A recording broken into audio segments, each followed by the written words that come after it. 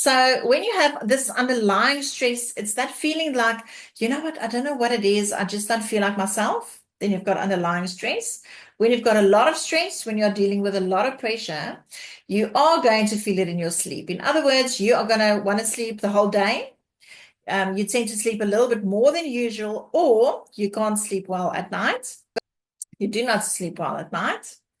You are going to feel it in your relationships. In other words, you are irritable with the people around you, or you don't want to see anybody. You want to just isolate yourself. You do not have the capacity to exercise, and you do not have the capacity to eat right, and you will lose focus in your work. In other words, your concentration levels will go down.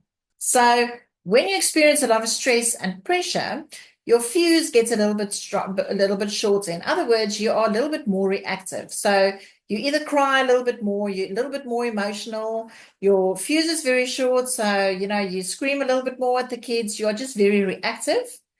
And your stress levels will also obviously influence your sleep. And if you don't sleep well, what's happening during the day? You don't have energy during the day, and you have less focus at work, less focus at what you need to do because you're tired all the time. When you're tired, when you get home, what do? You take it out on your kids and your wife and your husband.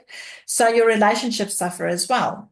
So what is important to understand about your stress is when you do not manage your stress, when a lot of stress accumulates over time, then you start to lose your capacity. In other words, your energy feels drained. You feel tired all the time. So that is actually your brain trying to keep you okay because your brain knows that you are not all right. So what it does is it actually uses between 75% more brain energy than if you're on optimal functioning. In other words, if you don't have a lot of stress, if you can handle everything the night before you sleep, you wake up refreshed, you are positive, you're looking forward to the day, you feel creative.